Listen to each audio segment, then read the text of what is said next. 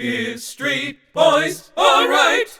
Just sit right down and I'll tell you a tale of a brewery that started in a small isle in northern Germany. Oh, maybe near the Baltic Sea.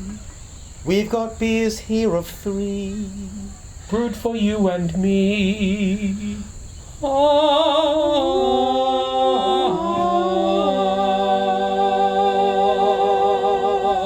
Local hero. We are, for the second time now, trying a few beers here from our friends up in Germany. Rügener Brauerei on the Isle of Rügen in North Germany. We have tried some of these beers before, courtesy of our good friend John Leggett at germanliquor.com.au, and we loved every single frickin' one of them.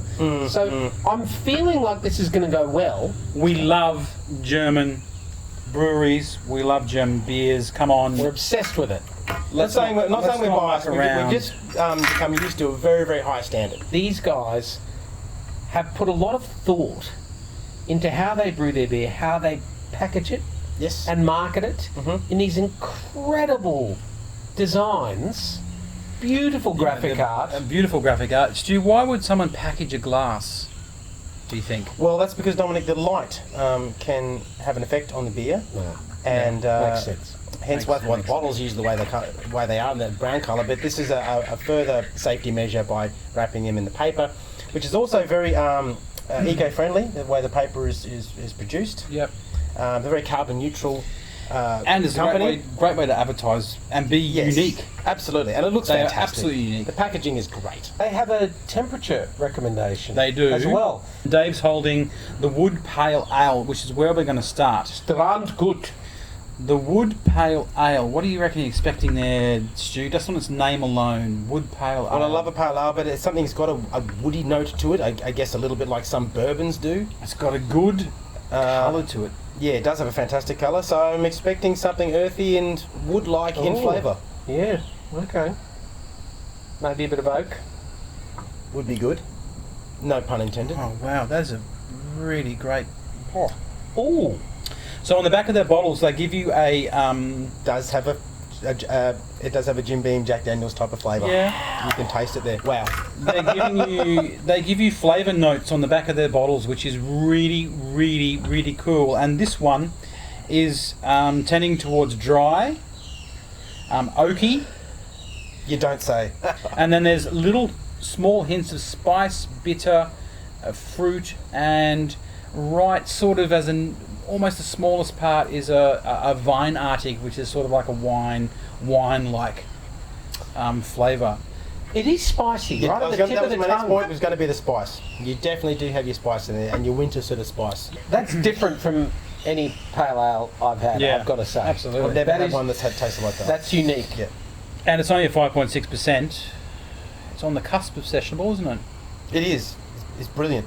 Still probably more of a colder weather type of beer.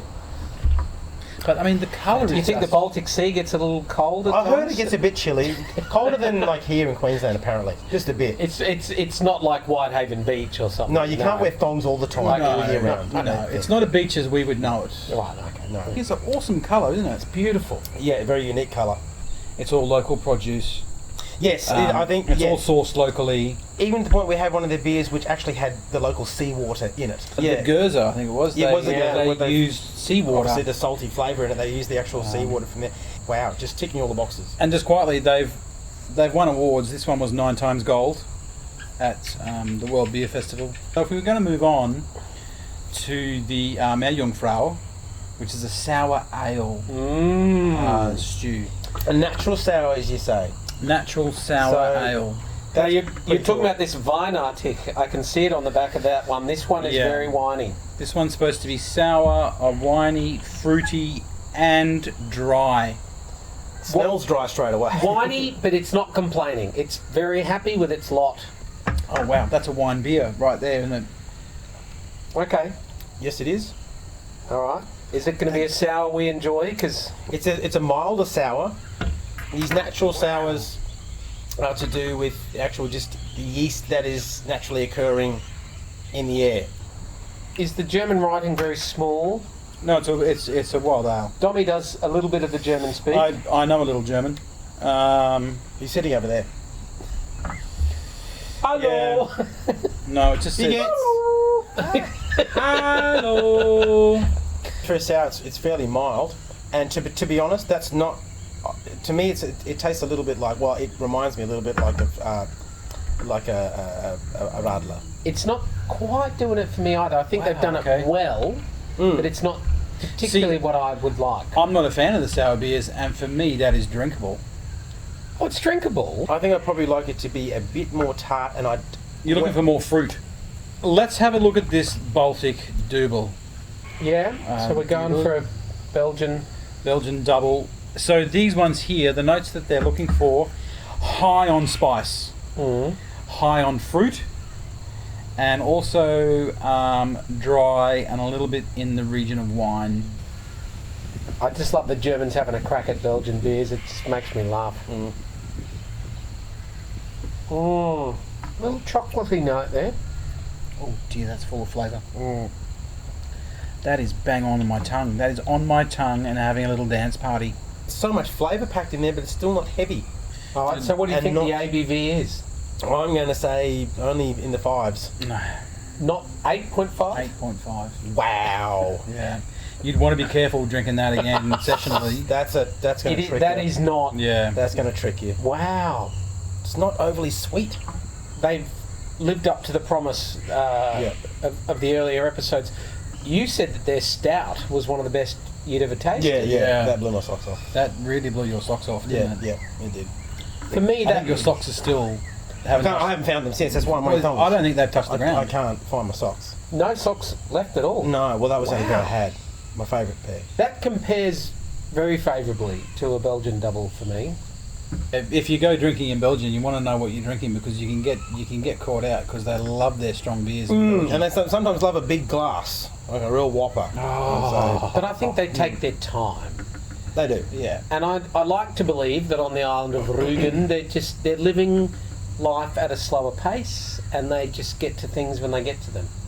I hope so. Okay, tough call. Well, where are you going? What's here? your favourite? Stu, where's your favourite, mate? Give us a rundown. I'm not thinking it's the sour because that didn't really float your boat. No, it's definitely... So where are you going? Are you going more spice or are you going more woody, dry? No, as I've always said, one of the biggest things with beer is if you've put it in the label and I taste it, that's you've kicked all the goals pretty much. So you promised woody flavour and I 126% got woody flavour. So I'm a big fan of this mere Youngfrau, the mermaid on the front of this bottle. I think she looks delightful, but I'm not going to pick that one.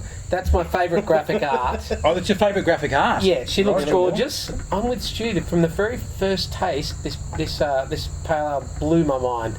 Strand gut, just gorgeous. I'm going to buck the trend and say the Double for me because the spice, the fruit, the slight wine note, it's a bit dry. It set my tongue on fire.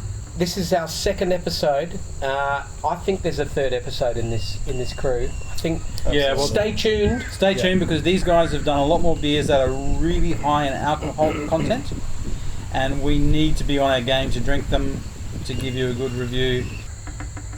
See you later. A 3-hour tour. A 3-hour tour. See you later, guys.